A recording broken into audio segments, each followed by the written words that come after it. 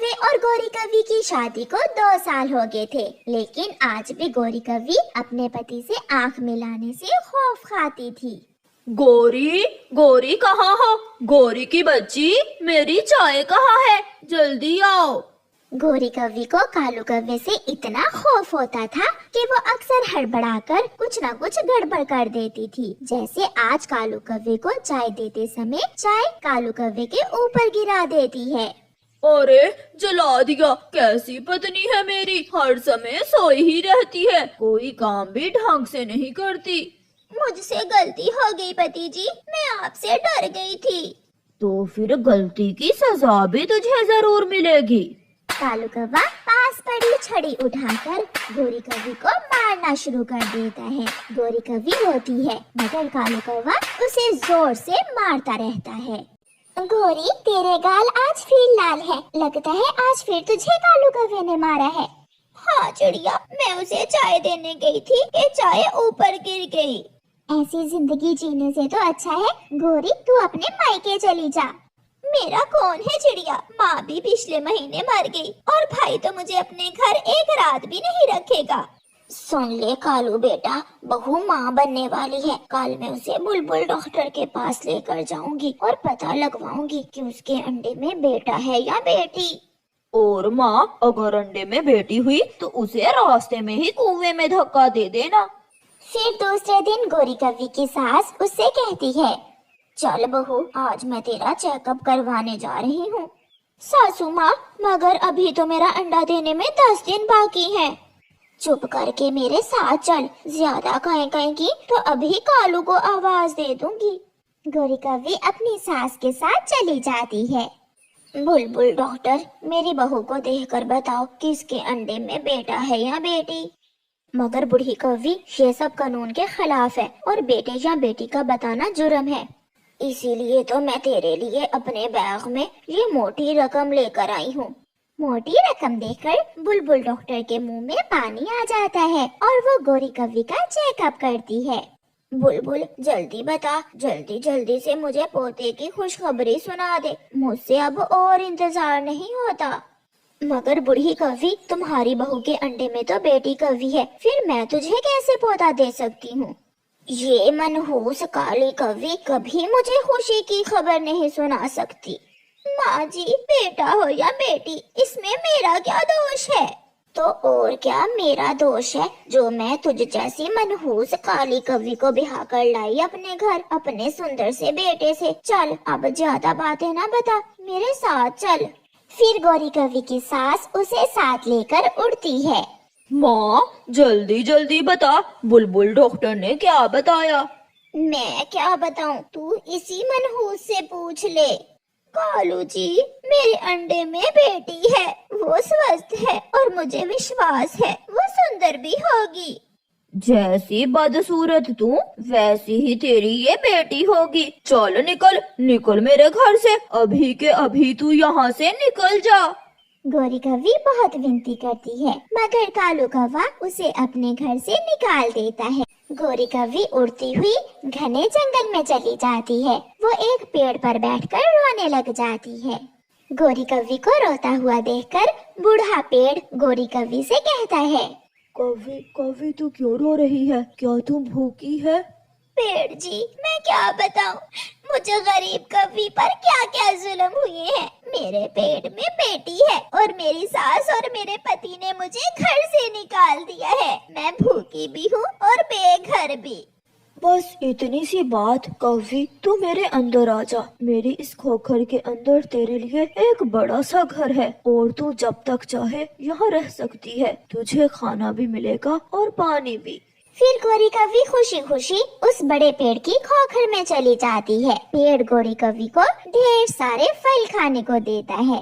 दिन गुजरते गए और फिर गौरी कव्वी एक दिन एक सुंदर सा अंडा देती है, जिस अंडे से कुछ ही दिनों बाद एक सुंदर सी बेटी निकलती है। कालू कव्वा और उसकी माँ गौरी कव्वी को घर से निकालकर बहुत खुश थे। कालू बेटा, तू चिंता न कर, मैं कल दूसरे जंगल जाऊंगी और तेरे लिए कोई दूसरी कव्वी ढूंढूंगी। देख लेना माँ, वो पहले जैसी ना हो, बेटियां पैदा करने वाली। ऐसे बातें करते करते वो दोनों माँ बेटा सो जाती हैं।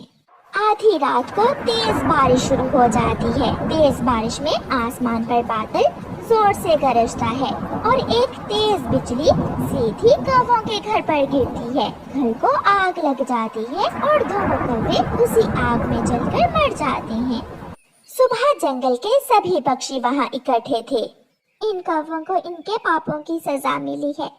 जो इन्होंने अपनी बहू से किया, ये उसी की सजा है। ये कौवे बहुत बुरे थे। सब पक्षी उनके मरने के बाद भी उन्हें अच्छे शब्दों से याद नहीं कर रहे थे। गोरी कौवी अपनी बेटी के साथ खुशी खुशी रह रही थी। वो अब पहले से बेहतर जिंदगी गुजार रही थी। प्यारे दोस्तों, इस कहानी को लाइक, अपने दोस्तों के साथ शेयर और चैनल को सब्सक्राइब करना बिल्कुल मत भूलना। आपका धन्यवाद। गुड़िया सब्जी लेने बाजार गई हुई थी। अंकल अंकल, कबूतर अंकल, प्लीज पहले मुझे सब्जी दे दे। मेरी सौतेली माँ मुझे बहुत मारेगी अगर देर हो गई तो। फिर कबूतर सब काम छोड़कर गुड़िया को सब्जी दे देता है और गुड़िया सब्जी लेकर घर चली जाती है। बेशरम, कहाँ चली गई थी? जहाँ जाती हो जाकर ही बैठ जाती हो। मम्मा मम्मा, मैंने तो आपसे कहा है इसके पंख ही काट देते हैं। नहीं नहीं माँ, वहाँ सब्जी की दुकान पर भीड़ लगी हुई थी। आप खड़े खड़े मेरा मुंह क्या देख रही हो? जाकर मैले कपड़े धो ले और बर्तन भी अच्छे से साफ कर लेना। गुड़िया चुप करके चली जाती है और बर्तन धोने लगती है। वो रोए जा रही थी और बर्तन धोए जा रही थी। आज उसे अपनी माँ की बहुत याद सता रही थी। गुड़िया की माँ के मरने के बाद गुड़िया के पापा ने दूसरी शादी कर ली थी और फिर कुछ दिनों बाद गुड़िया का पापा भी मर गया था। ऐसे गुड़िया अब अपनी सौतेली माँ और बहन के सहारे ही जीती थी।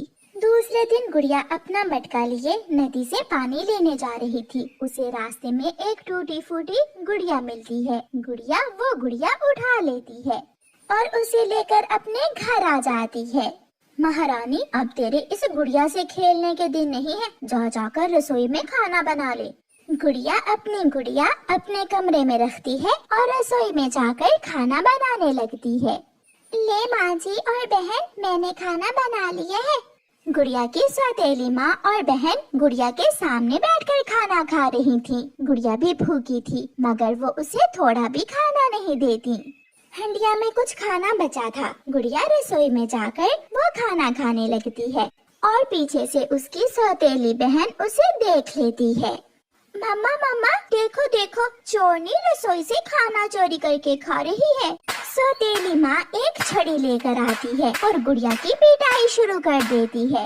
माँ मुझे छोड़ दे, बहुत भूख लगी थी इसलिए गलती हो गई। मैंने थोड़ा सा खाना खा लिया। मम्मा, इसे इसके कमरे में बंद कर देते हैं ताकि इसे पता चले कि चोरी करना बुरी बात है। फिर गुड़िया की सौतेली माँ और बहन गुड़िया को एक कमरे में बंद करके बाहर से ताला लगा देती हैं। रात हो जाती है और गुड़िया बैठी रो रही थी। गुड़िया गुड़िया, मेरी तरफ देखो, मेरी तरफ देखो। तुम तो एक खिलौना गुड़िया हो, क्या तुम बोल भी सकती हो? हाँ, बहुत हो गया, तुम पर बहुत अत्याचार हो गया। मुझे आपकी मम्मा ने आपकी मदद के लिए भेजा है। बहुत मार लिया आपकी सौतेली माँ और बहन ने आपको। अब उनकी बारी है। आप ये फल खाओ और फिर बाद में मैं आपको खाना भी देती हूँ। फिर वो चमत्कारी गुड़िया को ढेर सारे फल देती है। गुड़िया मजे मजे से मीठे मीठे फल खा लेती है। 2 दिन गुजर जाते हैं।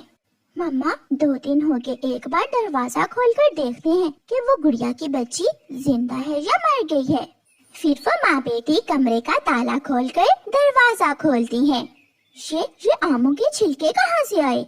मम्मा, आने कहाँ से हैं? इस चोरनी ने जरूर यहाँ फल छुपा कर रखे होंगे। मैं अभी पूछती हूँ इसे। गुड़िया अपनी चमत्कारी गुड़िया की तरफ देखती है और चमत्कारी गुड़िया दोनों माँ बेटी को मारने लगती है। बचाओ बचाओ, कोई हमें बचाओ। गुड़िया, तेरी ये गुड़िया हमें क्यों मार रही है? जब तुम मुझे मारोगी तो मेरी गुड़िया भी तुम्हें मारेगी। चलो चलो, अब जल्दी से मेरे लिए खाना बना कर लाओ। फिर वो दोनों माँ बेटी गुड़िया के लिए खाना बना कर लाती हैं। गुड़िया आराम से बेड पर बैठकर खाना खाती है। सौतेली बहन, चलो अब बर्तन धो लो, तुम्हें भी तो पता चले कि बर्तन कैसे धोते हैं। मम्मा, मम्मा मेरे साथ आए, मुझे इस भूतिया गुड़िया से बहुत डर लगता है। फिर वो दोनों माँ बेटी बर्तन धोने जाती हैं, तो गुड़िया की जादुई गुड़िया काली बिल्ली बनकर वहाँ आ जाती है और उन्हें डराने लगती है। बचाओ बचाओ, कोई हमें बचाओ। फिर गुड़िया की सौतेली माँ और बहन गुड़िया से माफी मांगती है और गुड़िया उन्हें माफ कर देती है। ऐसे गुड़िया की जादुई गुड़िया गुड़िया का बदला लेती है। प्यारे दोस्तों, इस कहानी को लाइक, अपने दोस्तों के साथ शेयर और चैनल को सब्सक्राइब करना बिल्कुल मत भूलना। आपका धन्यवाद।